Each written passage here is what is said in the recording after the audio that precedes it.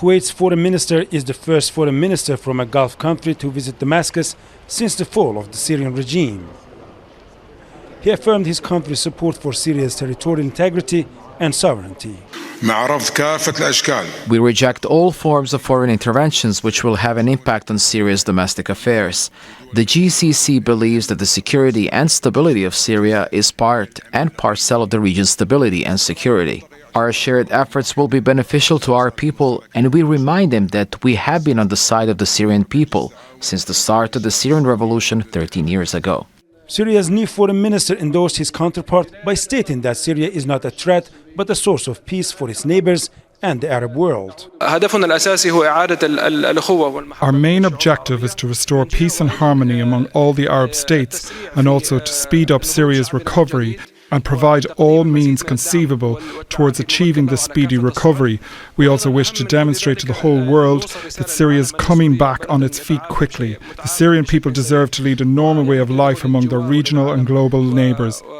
Earlier, Syria's new leader, Ahmed al-Sharaa, met Ukrainian Foreign Minister Andrii Sybiha and announced a strategic partnership between Ukraine and Syria. Sybiha said Kiev is sending 500 tons of grain to Syria to help ease the humanitarian crisis. We are ready to help the Syrian people because Ukraine is interested in a stable Syria. We have pledged to support food security as soon as possible. Russia, which is fighting a war with Ukraine, was one of the main backers of the Syrian regime and has heavily bombed rebels for nearly a decade. Its military bases are still in Syria and their future remains uncertain. The Ukrainian foreign minister tried to convince Syria's new administration to end Russia's military presence in Syria. Bashar says he wants to maintain ties with Moscow. Syria's new administration wants to be seen as the legitimate representative of Syria and Syrians.